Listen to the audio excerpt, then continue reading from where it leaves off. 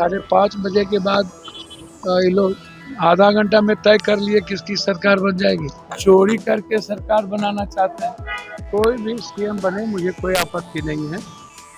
Exit poll के नतीजों के बीच बिहार की सियासत में बयानबाजी तेज हो गई है। पूर्णिया के सांसद पप्पू यादव ने नीतीश कुमार को निशाने पर लेते हुए कहा कि बीजेपी फिर उनके पीठ में खंजर घोंप देगी।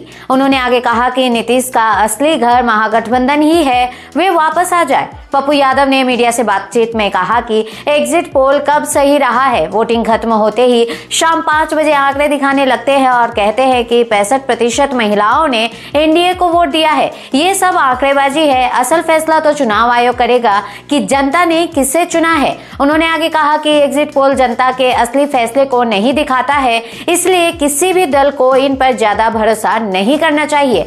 ऐसे ही कई बयान जो पप्पू यादव ने दिए हैं जो इतना वायरल हुआ, सुनिए जरा। भगवान ने 5:30 बजे के बाद ये लोग आधा घंटा में तय कर लिए किसकी सरकार बन जाएगी। अगली बार 20 में किसकी सरकार बना रहे थे लोग, हरियाणा में किसकी सरकार बना रहे थे। और आप 3.5 करोड़ वोटिंग में 60 लाख आप दिखाने लगोगे कि वोट कास्ट हुआ 12% प्रशांत किशोर को। IMI को एक भी सीट जो IMI नहीं जीत रहा हो। सीमांचल में 6 मैक्सिमम, NDA 7 से 8 जीतेगी 24 में। कोई भी सीएम बने, मुझे कोई आपत्ति नहीं है। जनता तय करती है। राहुल गांधी जी के परसेप्शन पर ही, उनके चेहरे पर ही हमें वोट मिलेगी।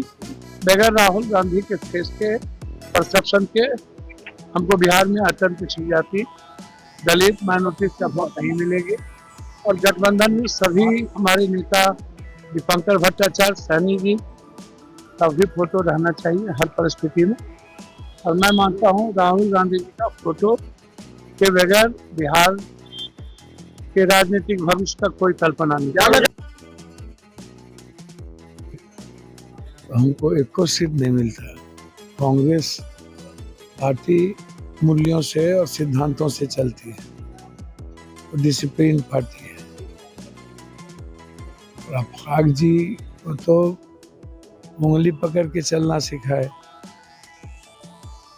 जिला परिषद अध्यक्ष में 80 लाख रुपया अफाक जी को दिया। जब इन लोगों ने राज्यसभा में पैसा लेके क्रॉस वोटिंग किया था, तब भी कांग्रेस नाराज थी। मंत्रिमंडल में रंजीत रंजन जी ने बनवाया तो याद ही नहीं आया। और जिस वर्कर को कांग्रेस ने टिकट दिया है वो तो 2 कट्ठा जमीन भी नहीं है, पैर में चप्पल भी नहीं है, न तो भविष्यवक्ता है।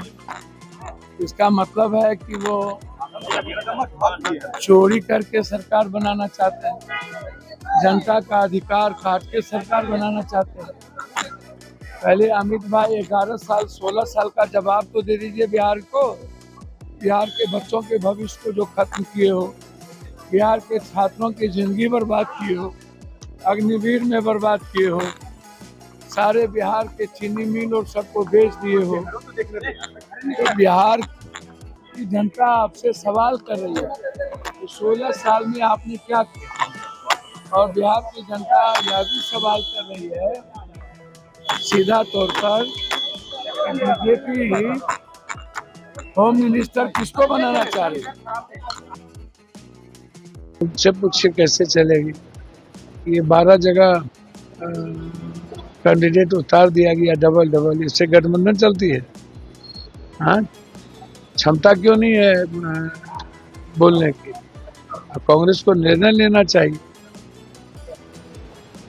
अभी भी युवा अध्यक्ष के सीट पर किसी बड़े ठेकेदार को दे दिया, ललन जी के सीट पर आरजेडी ने सुबह।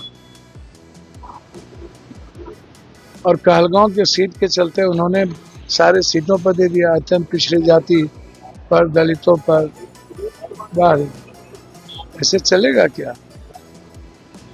तो जिस तरीके से टिकट बांटा गया है ये बिल्कुल गलत है।